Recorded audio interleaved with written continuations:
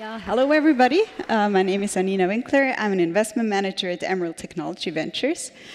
Emerald is a venture capital company founded in Switzerland more than 20 years ago, but globally active. So we have a focus on deep tech, B2B technologies, companies in different sectors, including agri-food, but not only agri-food, as you can see, water, energy, advanced materials, and so on, so relatively broad. We are currently operating our fourth fund. Our investors are mainly corporates, strategic investors, of which we have more than 45, actually, and currently more than 800 million assets under management in total.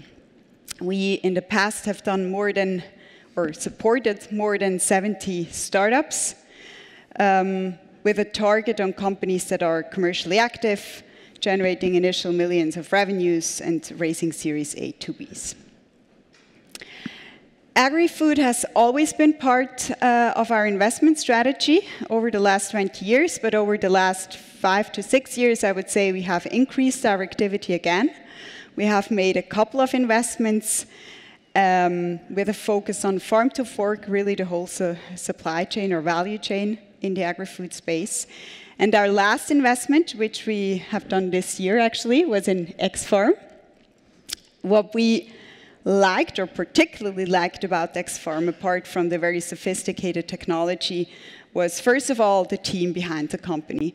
So approximately 1/3 of the team has a background in farming, so they really know the pain points of the farmers.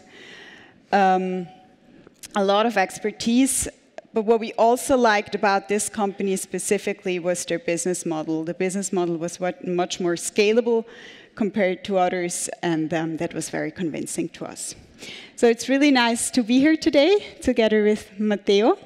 Hello, hi everyone.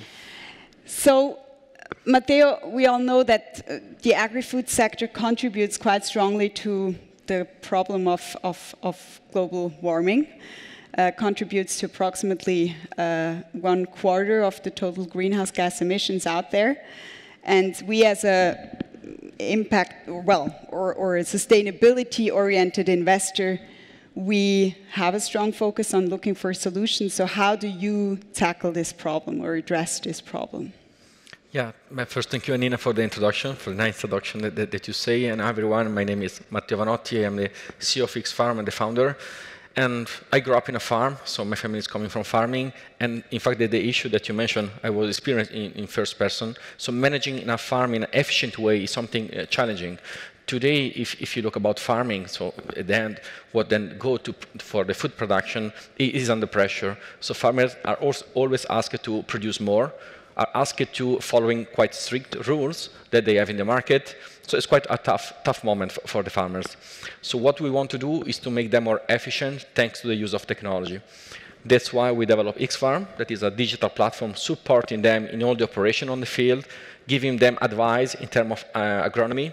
So we suggest them when is the right moment to put the water and in which field. So you put only water when it's needed. And just doing simply that, thanks to AI algorithms, you can reduce up to 50% the use of water and then kill also carbon. But what is happening in the market? So farming is going digital. So is happening a digital transformation in this industry. Compared to financing, e-commercing, where it's much more mature digital market, farming is something new. If you're just thinking that start of year, only 10% of the farm in Europe were digitalized. Only 1/10 means that 9 farms over 10 is paper-based, so there is no data-driven decision. So that is the situation, but it's booming, is growing very fast. If you just take our numbers, that we are one of the players, we have more than 130,000 farmers with us, covering more than 2 million hectares. So you see how it's growing this market. And we think that that is the solution. So data-driven farming is a way to make the farmer more efficient and try indirectly to solve the issue that you mentioned. How will sustainability supportive changes in regulations influence your activity? Yeah, I see two main points regarding that. Regulations are changing. You know, there were many presentations about carbon, what is happening. Let's take Europe now. So carbon credits are in the way to be regulated. We expect to be regulated in the first semester in Europe, so it will be also an opportunity for farmers to get new subsidies. And even the CAP, the Common Agriculture Policy, so that is the second biggest expense in Europe for the European Commission, so contribution to the farmers, subsidies to the farmers, is going in direction to give a prime to the farmers going in a sustainable agriculture. So we see a lot of moving. And to do that, what we did, we developed a tool that is able to measure carbon footprint or water footprint straight on the farmer side. So you can see in the slide on your left that from a smartphone, the farmers, adding all what is doing in the field, the system is able to show all the CO2 and water footprint in real time. Why we show to the farmers? Because it's a way to do a know-how transfer to him. So he should also be encouraged and be on board on the mission for the sustainability. And additionally, new subsidies are coming to the carbon, so it's a way also to then to monetize in the future. We do with the farmers, and we do with the big corporate. Okay, the food corporate are part of this world, so we support big food company, machinery company, going in this direction, monitoring their supply chain in real time, and try to implement new agriculture practice to support the reduction of CO2 and the use of water. So that is what we're doing. So you mentioned the food producers as customers, but also machine producers or OEMs in general. So how do you address these customers differently? Yeah, in a different way. So they act differently in this digitalization. So food companies are willing to digitalize a food supply chain.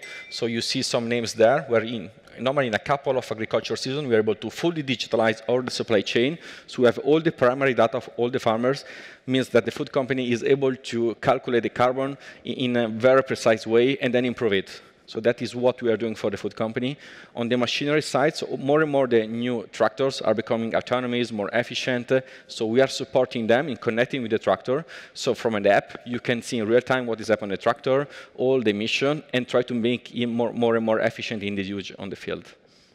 So two use case, but with a common goal. Yeah. So looking into the future, what are the next development steps you're going to take with regard to your offering?